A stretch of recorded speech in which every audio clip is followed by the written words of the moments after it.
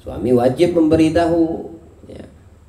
Dan berulang kali nggak apa-apa, kasih tahu, ya. Jangan harus sekali ngomong dia harus, biar itu timbul dari hatinya, biar itu kesadaran timbul dari dirinya sendiri, bukan ibaratnya karena keterpaksaan, ya. Tapi ya, bagi seorang istri, bagi seorang suami nanti dalam bab ini, ya, itu diperbolehkan untuk memukul istrinya. Nah, salah satunya ini gambarannya. Ini dinamakan nusyuz, keluar dari ketaatan suami. Ya. Seorang suami boleh memukul istrinya kalau seandainya yang diperintahkan suami tidak ditaati oleh istri.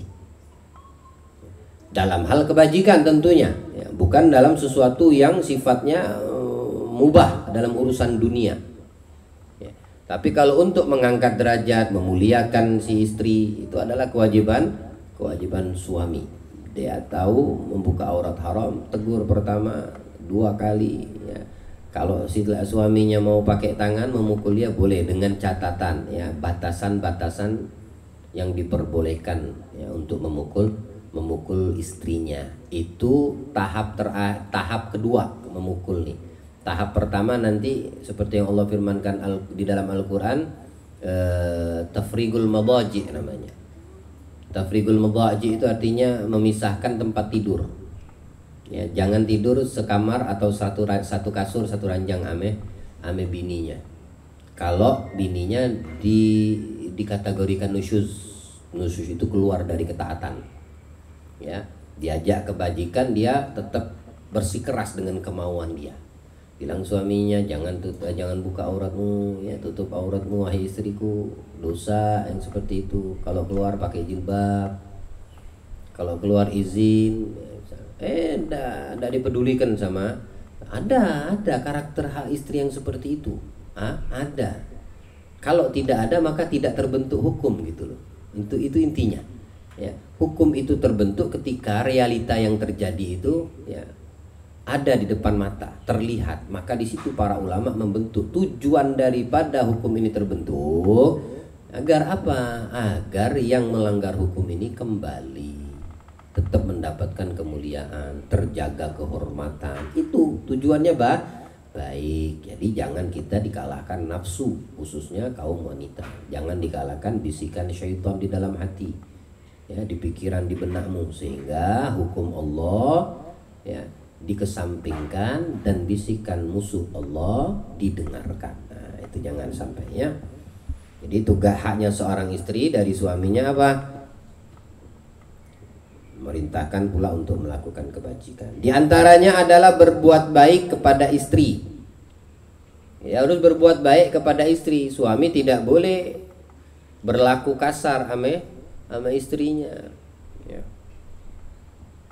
Karena di dalam bahkan Allah dalam Al-Quran pun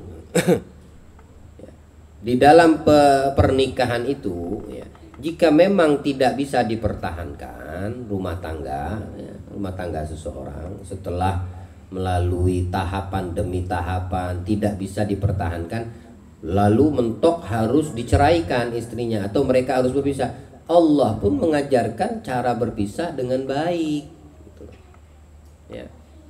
Tidak boleh berpisah kemudian dalam keadaan mengembalikan istri tersebut ke orang tuanya dalam keadaan cacat, atau karena suaminya kasar, suka berlaku kasar. Itu tidak boleh, haram hukumnya, ya.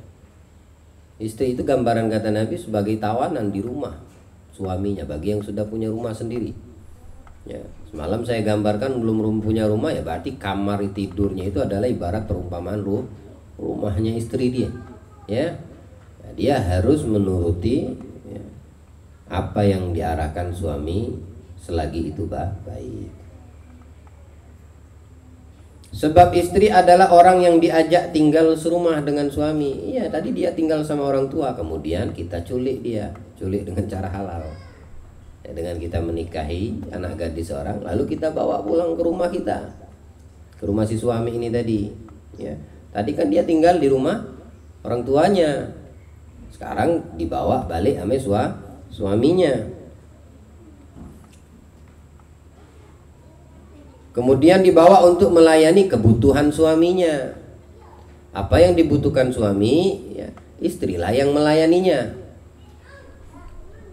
Serta dipingit di rumah suami, ya, di rumah orang asing ini. Ya. Ini anak gadis orang kita bawa ke rumah kita, dia masuk ke rumah orang asing, bahkan dirimu asing bagi dia gitu loh. Dirimu asing bagi dia. Nggak tahu kalau yang sebelum yang mengawali pernikahan, sebelum pernikahan sudah diawali dengan pacaran bertahun-tahun, udah nggak ada sejuknya lagi tuh suami istri udah. Apalagi kalau udah melakukan hal-hal yang halal dilakukan setelah akad nikah. Setelah akad nikah udah nggak ada apa namanya, udah biasa udah kayak gitu. Sebelum halal aja udah biasa pegang-pegang tangan, peluk-pelukan. Naudzubillah Allah jaga kita, Allah lindungi kita punya iman, istri kita, apa namanya, anak-anak kita ya dilindungi dari hal-hal seperti itu. Ketika menikah sama aja udah yang dilakukan seperti sebelum menikah. Cuma bedanya yang sebelum dosa, yang setelah nikah pahala kan begitu.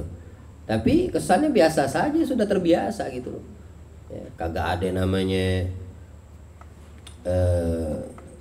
apa namanya rasa malu. Seperti mereka yang belum kenal, cuma dari sisi ta'aruf saja. Kemudian halal dengan apa namanya di dalam ketetapan Allah, ternyata mereka berjodoh. Nah, di situ mereka mengawali kehidupan rumah tangga mereka dengan apa, banyak kekurangan, perlu dan dibutuhkan saling pemahaman, saling memahami. Nah, disitulah indahnya menjalankan kehidupan, apalagi kalau dilandasi dengan Allah dan Rasul. Lalu dibawalah perempuan ini ke tempat kita, suami, ke rumah suami, maka dia ini asing semua, suaminya aja sendiri asing. Ternyata di rumah suaminya hidup di situ orang tua suaminya, saudara-saudari suaminya, misalnya rumah besar. Ya, kan asing dia jadinya gitu. Maka tidak boleh, ya, hendaknya suami itu mempergaulinya dengan baik, bikin dia betah gitu. Nah, ya, jangan dicuekin, apalagi dikasarin, jangan dibikin sampai dia tuh kagak betah gitu loh. Ya, selagi suami itu baik memperlakukannya, maka insya Allah hasilnya baik gitu ya. Dan kita juga sebagai seorang istri harus bisa bersabar. Misal merasa tidak nyaman, sabar, banyak berdoa sama Allah ya. Biarkan suaminya keluar mencari nafkah, mencari rizki. Siapa tahu dengan doa istri yang solehah di rumah tadi untuk suami yang di luar mencari nafkah, yang diinginkan istrinya, misal pengen punya rumah sendiri, dikabulkan sama Allah ya. Dan itu butuh tahapan, proses, sabar ya. Memang seperti itu ya. Memang seperti itu sunnatullah fil alam, sudah ketetapan Allah di kehidupan manusia ya. Jika ada hal yang mengalami hal seperti itu, ya kunci utama adalah bersabar, perbanyak dekatkan hati sama Allah, berdoa, minta sama Allah ya. Jika sungguh-sungguh dalam permintaanmu, Allah kabulkan ya. Cepat lambat apa yang kau inginkan bakal didapatkan. Ketika itu didapatkan, engkau akan menjadi ya, menjadi apa, seorang wanita yang paling berbahagia hatinya. Kenapa? Karena udah berumah sendiri, barangnya sudah tidak membaur sama saudara-saudari ya, tidak ada lagi di situ orang tua atau mertua. Kau bisa menata rumah tanggamu sendiri, kekurangan tidak ada yang tahu, kekurangan orang di rumah pun engkau tidak mengetahuinya. Nah, di situ belajarlah untuk sebagai seorang istri ya, karena sekarang di sini adalah engkau berada di rumah suamimu ya. Atau sebaliknya, si istrinya yang tajir, suaminya yang ke situ, nggak jadi masalah, tetap aja haknya seorang suami memuliakan istrinya, dan seorang istri tidak boleh apa bahasanya ini, takabur ya, kemudian memperlakukan suaminya semaunya itu gak, lantaran dia yang memiliki menguasai keadaan dari sisi ekonomi misalnya, tidak boleh, dia harus tahu etika ya. Yang kalau kebalikan seperti itu terjadi ya, lihat contoh Nabi Muhammad dengan Sayyidah Khadijah Ya, siapa yang tajir? Istri atau suami? Istri, Sayyidah Khadijah. Karena dia tahu posisinya sekarang ini sebagai seorang istri, kemana harta kekayaannya? Semua diberikan untuk Allah dan Nabi Muhammad, ya, Sallallahu Alaihi Wasallam. Ya. Sehingga satu-satunya wanita di alam semesta, bukan di dunia ini, di alam semesta ini, kalau memang ada manusia selain di bumi ini yang mendapatkan salam dari Allah, Sayyidah Khadijah. Ya. Khadijatul Kubra satu-satunya wanita yang mendapat salam dari Allah, bukan dari Jibril, dari Allah. Ya.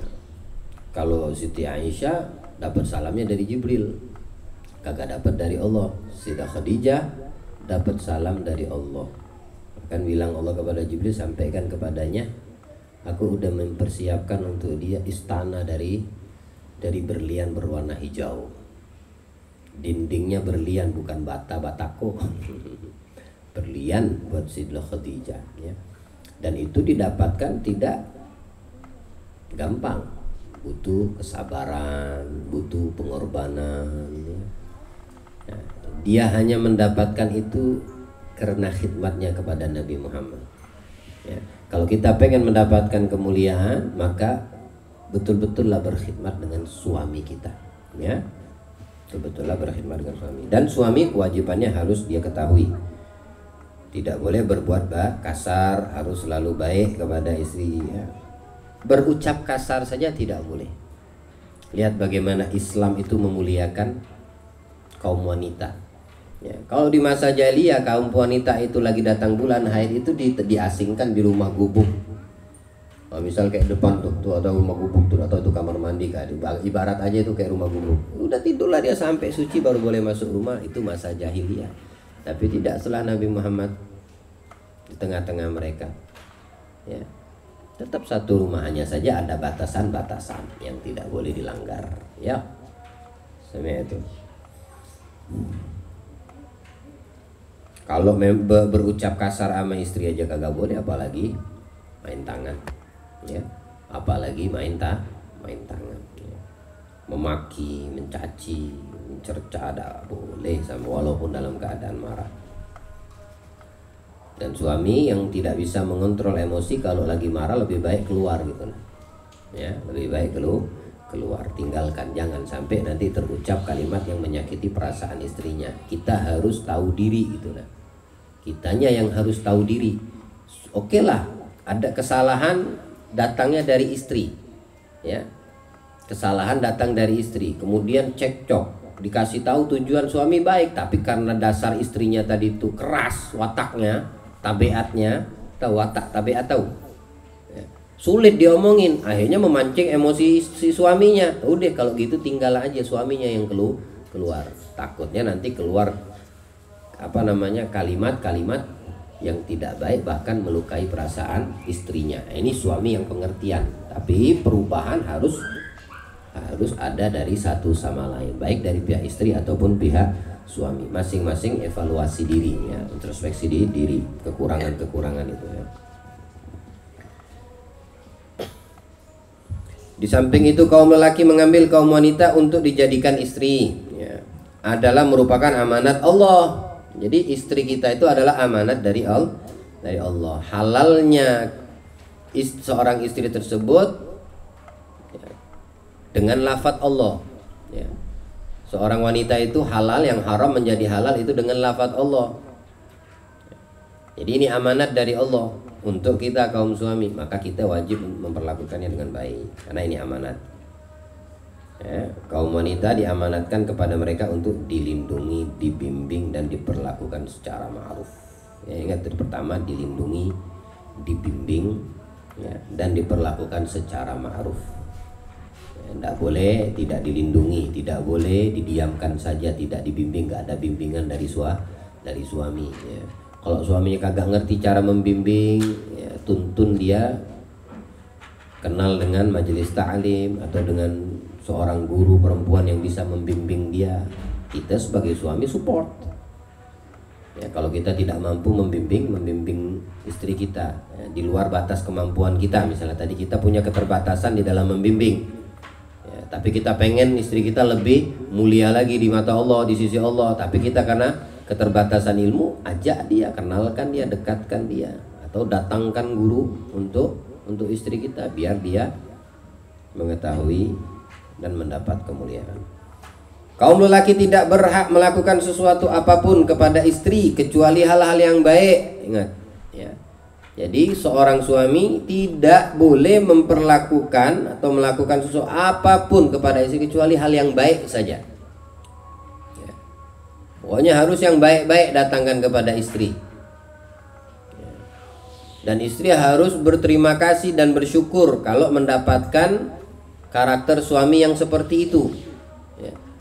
Jangan dimanfaatkan, jangan disalahgunakan kebaikan seorang suami. Jangan digunakan untuk hal-hal yang menguntungkan dirinya saja, urusan dunia saja yang dipikirkan di otaknya istri ini.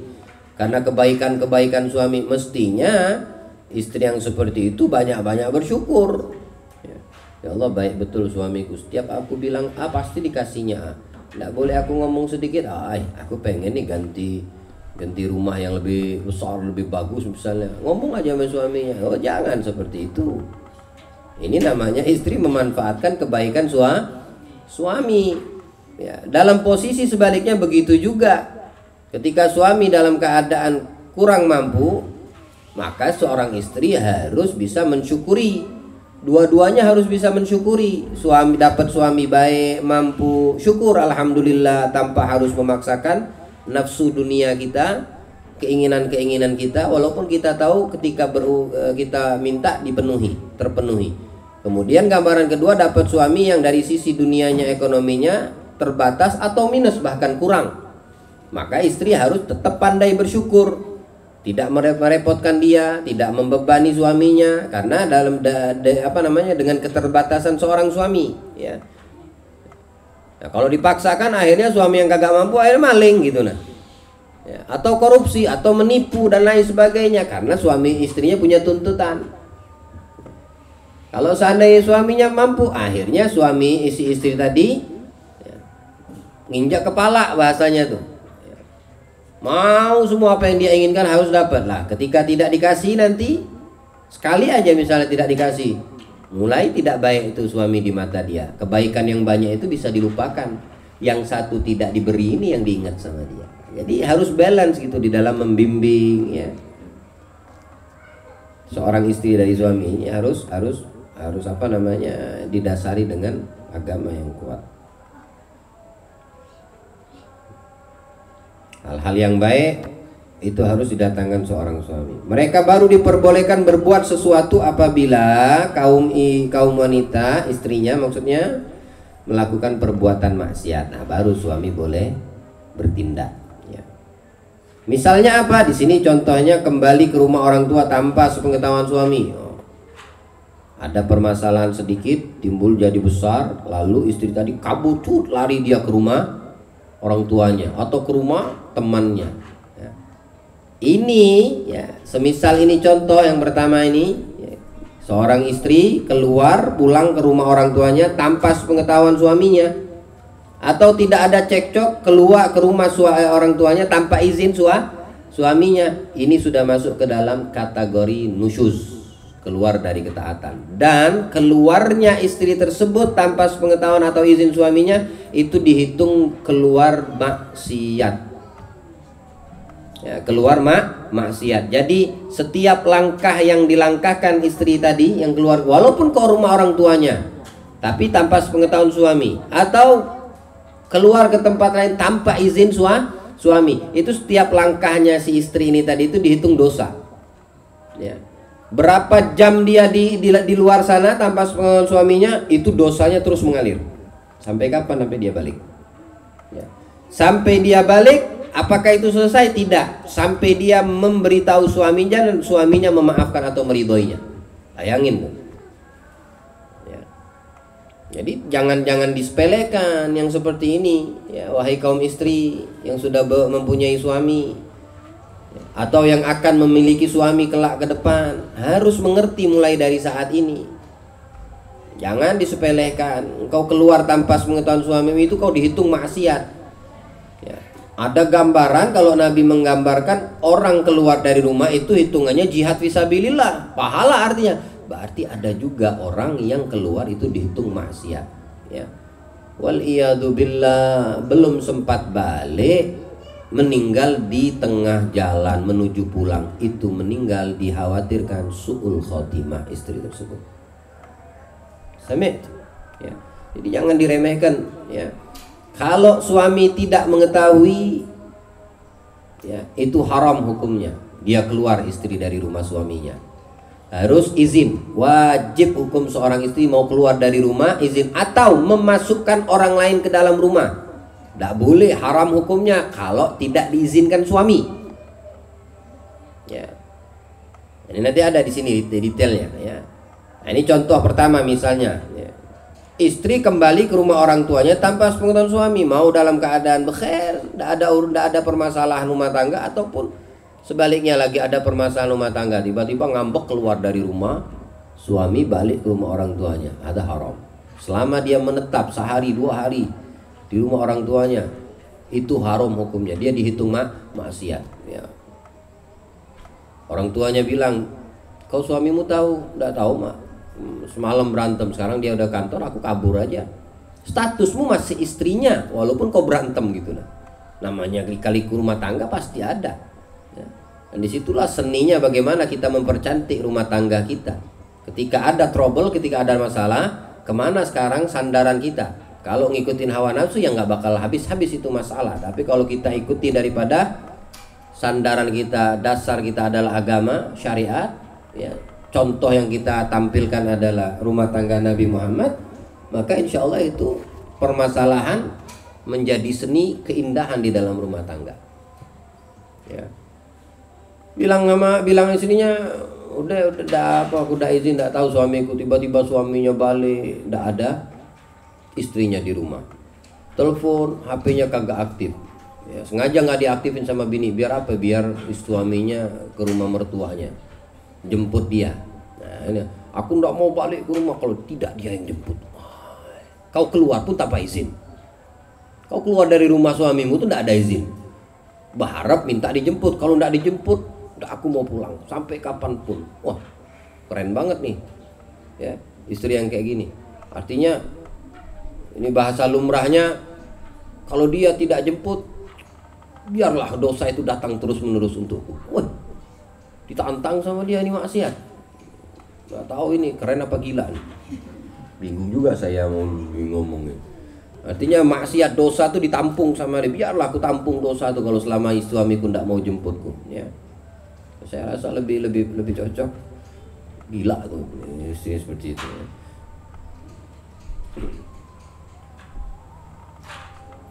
Atau yang kedua, contohnya melakukan pembangkangan terhadap suami secara terang-terangan. Bagaimana maksudnya pembangkangan? Ya, membantah suami secara terang-terangan. Suami, ya, berkata ini dan itu, ya. Tujuannya apa? Apalagi kalau itu perintah, ya. Maka kewajiban istri mestinya taat, tapi dibangkang sama dia. Bangkangnya terang-terangan atau tidak terang-terangan. Misal suami bilang begini, aku kerja dulu ya, kamu jangan keluar dari rumah, ya. Iya mas, aku enggak keluar kok. Berangkat suaminya, keluar juga dia, belum 10 menit suaminya hilang kerja, dia keluar. Biarlah, dia enggak tahu juga. Aku tahu dia balik, jangan makan siang jam 1 balik, jam 11 aku harus ada di sini lagi. Iya, kalau betul tebak-tebakanmu, ya. Dia tidak tahu, tapi Allah Maha tahu. Allah Maha tahu, ya. La ta'khudhu sinatu wala naum. Allah ngantuk kagak, apalagi tidur. Suamimu mungkin tidak tahu, terkaanmu mungkin tepat saja, tapi tahuilah Allah Maha tahu. Allah mengetahui. Itu terang-terangan, ya. Atau terang-terangan dia membantah gitu. Jangan kau keluar, pokoknya jangan, tetap dia lari kabur. Hujan geledek, dak mikir nih perempuan. Petir, tetap aja dia kabur, hujan-hujan. Allah Akbar. Ada yang seperti itu, ada. Jangan kau kira tidak ada, ya. Berantem sama suami malam-malam, ya. Hujan geledek petir misalnya tadi itu. Tak kuat bininya, Wah, buka pintu langsung kabur, nggak bawa apa-apa, pokoknya sendal aja lupa dipakai. Jangan sampai ketangkep sama suami, dia kabur dulu gitu nah. Ya. Suaminya kamar mandi, pas lihat, loh mana istriku, lihat nggak ada, pintu kebuka, wah ngilang lagi dia, hujan geledek kayak gini. Ya. Berharap berharap dijemput sama suaminya berjalan, sampai tengah jalan juga ketakutan. Tuh suara geledek, nyesel dia sebetulnya, mau balik gengsi. Ya berharap suaminya jemput. Iya, kalau yang jemput genderuwo, musibah kau. Salah kau juga, kenapa keluar dari rumah? Udah tahu hujan geledek, berantem. Yang seperti itu mestinya tunda dulu, cut. Ya. Lagi berantem hujan terus, naik terus emosinya. Laki bini nih, nggak ada yang mau ngalah, sama-sama keras nih. Dua-duanya satu beton, satunya apa namanya? Batu besi. Sama-sama keras. Tambah besar hujan, tambah banyak geledek petir. Nah, ini yang seperti ini, ya. Ini yang biasa kabur-kaburan nih, ya. Yang biasa kabur. Kalau yang keluar dari rumah suami mungkin ada apa-apa. Tapi yang masalah ini istri. Kalau dia sampai lari kabur dari rumah, sampai cekcok, nanti dulu bilang sama suami, cut, ini parah ini. Aku tahu kok bakal lari habis ini. Stop dulu kita. Apa namanya, kayak di ring tinju tuh. Teng, nanti baru berhenti. Udah reda, yuk kita lihat gimana cuaca. Oh enggak dapet ya, tutup pintu. Ayo kita berantem lagi, misal. Ya, misal. Yang penting jangan sampai dia keluar. Ya, kalau udah tahu karakter bininya kayak gitu, mending kau ngalah gitu ya. Nanti diperbaiki juga sih, tidak boleh bertahan terus seperti itu sampai kapan. Apabila istri melakukan nusyuz. Nah, ini nusyuz. Nusyuz itu artinya pembangkangan ya, keluar dari ketaatan suami. Meninggalkan rumah tanpa izin suami, itu nusyuz namanya. Disuruh berdandan namanya suaminya, dandanlah cantik-cantik. Aku pengen lihat kau cantik, kan ku belikan sudah make up gitu. Nggak mau dia, istri ada nusyuz. Nusyuz, tidak mau. Karena kecantikan dia itu hak suami. Ya, berhak suami pengen mendapatkan istrinya cantik. Perintah dia berdandan itu kalau tidak ditaati nusyuz. Beda kalau seandainya suami bilang, cucikanlah piring bajuku tuh. Terus bininya tidak mau, umpama dari sisi fikih itu tidak dinamakan nusyuz, karena nyuci piring, nyuci baju tidak hak suami istri. Ya, bukan hak bukan seorang istri, tapi itu adalah nilai lebih dari seorang istri untuk dia mendapatkan kemuliaan dan mendapatkan ridho dari suaminya. Ya. Akhirnya dia bantu bersih-bersih rumah. Itu bukan kewajiban seorang istri. Bahkan kalau istri tidak mau dan dia minta tolong siapkan pembantu, suami wajib memikirkan itu untuk mendapatkan pembantu rumah tangga. Mungkin nyapu, ngepel gitu. Bukan kewajiban istri. Kalau dia tidak mau taat dari sisi fikih, kita bicara fikih ini, bukan dari sisi tasawuf ya. Maka si istri boleh menolak. Tidak mau pak, mas nanti tolong carikan ini pembantu aja lah, capek betul aku mesti. Itu dari sisi fikih boleh, itu tidak dikatakan nusyuz. Tapi kalau dari sisi tasawuf, untuk mendapatkan kemuliaan dan ridho suaminya tanpa disuruh, dia melakukannya. Jadi suami balik rumah bersih gitu, harum, kamarnya diwangi-wangiin gitu ya, kagak masuk rumah kamar kayak bangkai baunya misalnya tadi, umpama ya. Dijaga kerapian kebersihan rumah, dapurnya dirapiin terus, suami masuk lihat bersih gitu. Kamar mandi wangi, kagak bau mayat, kagak bau bangkai gitu. Ini kan rumah suaminya. Itu cara istri untuk mendapatkan ridho suami. Karena seorang istri kalau udah dapat ridho dari suami, selamat dunia akhirat. Ya, bagi seorang istri yang dibutuhkan istri itu adalah satu aja dari suami, dia ridho sama suaminya. Sama istrinya, suaminya ridho sama istrinya. Itu aja yang dibutuhkan ya. Selebih daripada itu adalah berlomba-lomba untuk mendapatkan derajat di sisi Allah ya. Bagaimana tidak, dalam hadis Nabi bersabda, seorang istri walaupun puasa di siang hari, ibadah di malam hari ya, tapi dia mati dalam keadaan suaminya murka, nyium bau surga aja gak diizinkan sama Allah, apalagi masuk. Oh, alhamdulillah. Ya, jadi tidak boleh suami itu marah, apalagi tidak meridhoi istrinya. Marah boleh, tapi jangan marah dari hatimu. Wahai suami, jangan marah kepada istrimu dari hatimu, apalagi terlintas tidak meridhoinya. Jangan, kasihan istrinya, kasihan dia. Kita tidak tahu umur dan ajal. Kalau saat kita tidak meridhoi dia, dia meninggal, aduh kasihan dianya. Ya, kasihan dianya. Dia mati dalam keadaan suaminya marah, dan istri mesti ada rasa takut besar dalam hal ini. Ya, dia mesti takut kalau seandainya ulahku membuat suamiku marah, apalagi tidak ridho denganku. Ya, dalam kondisi suamiku marah dan tidak ridho, aku diambil nyawaku, aku mati dalam keadaan tidak membawa iman. Ya, walaupun aku ahli ibadah semasa hidup, tapi ketika aku mati, kata si istrinya mesti berkata seperti itu pada dirinya. Ketika aku mati dalam keadaan suamiku tidak meridhoiku, percuma ibadahku selama ini. Ya, pasti tempat kembaliku neraka. Tidak ada harapan nyium bau surga itu wanginya, nggak ada harapan apa lagi mau menjadi penghuni gitu loh. Walaupun dia ahli ibadah waktu masih hidup, tapi waktu mati dia membuat suaminya murka, nggak ridho sama dia, percuma ibadah dia semuanya. Nah, ini harus ditanamkan rasa takut ini kepada di dalam hati seorang istri. Karena beda istri ini dengan beda antara status dia ketika menjadi istri atau status dia masih menjadi seorang anak. Anak aja begitu sama orang tua, apalagi sama suami. Ya, sekarang nggak lepas. Ya. Jadi yang menentukan keselamatan seorang anak ridho orang tua, yang menentukan keselamatan seorang istri ridho suami. Seumur hidup dia harus tanamkan rasa takut itu kepada dirinya, di dalam hatinya. Jangan sampai ulahnya, sikapnya, tutur katanya, perbuatannya, perilakunya membuat murka suaminya. Apa yang selalu mendatangkan ridho dari suamiku, lakukan, kerjakan gitu. Ya. Dan suami kalau marah jangan sampai berkaitan dengan urusan tidak ridho. Ya, kesel sama suami, tak ku ridhoi kau dunia akhirat, tak ku ridain kau. Parah udah ngomong suami kayak gitu. Ya. Ya, tapi jangan sampai juga itu kalimat keluar. Jagalah sikapmu wahai seorang istri gitu loh. Ya, kesel banget berarti suamimu sampai seperti itu. Ya, berarti kurang perhatian dari dirimu untuk menjaga ridhonya, menjaga jangan sampai dia murka. Ya, paling nyaman itu bagi seorang suami, bagi seorang istri, ya, mencari ridho, sabar, udah ikutin apa kata suami selagi tidak maksiat kepada Allah. Udah di situ kesempatan untuk mengekang hawa nafsu. Ya, di situ kesempatan seorang istri untuk memuliakan dan mengangkat derajatnya. Ingat, kadang-kadang kan seperti yang saya sering uraikan, ada kalanya suami itu sebab yang Allah datangkan untuk memuliakan dan mengangkat derajatmu, wahai istri.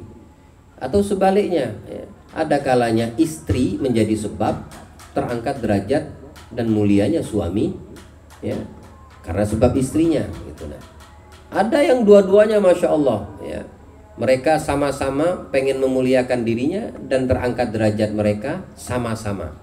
Ya. Kalau yang ketiga ini, gambar yang ketiga ini yang masya Allah. Ya, dia sama-sama pengen mengangkat derajat, si suami pengen mengangkat derajat, istri juga ingin mengangkat derajat, sama-sama mereka berjalan untuk terangkat derajat dan mendapatkan kemuliaan. Apabila istri melakukan nusyuz, meninggalkan rumah tanpa izin suami, maka pisahkanlah mereka dari tempat tidur. Artinya suami jangan tidur bersama mereka dalam jangka waktu tertentu. Yang demikian dimaksudkan untuk memberi pelajaran kepadanya, seperti yang Allah firmankan dalam Al-Quran, wallati takhafuna nusyuzahunna fa'idhuhunna wahjuruhunna fil madaji' wadribuhunna. Ya, ditandai sampai di situ. Insyaallah minggu yang akan datang kita lanjutkan lagi. Jika ada pertanyaan ditulis di kertas, ya. Semoga Allah memuliakan kita, ya. Semoga Allah memuliakan kalian wahai kaum istri, menjadikan kalian istri yang salehah, istri yang senantiasa mendapatkan ridha dari Allah melalui ridha suamimu kepada dirimu. Dan semoga Allah menjadikan kami kaum suami yang bisa membimbing kalian, mengangkat derajat kalian, ya, istri-istrinya, dan memuliakan diri kalian dunia wal akhirah. Amin ya rabbal alamin. Wa sallallahu ala sayyidina Muhammadin wa alihi wa sahbihi wasallam. Alhamdulillahi rabbil alamin.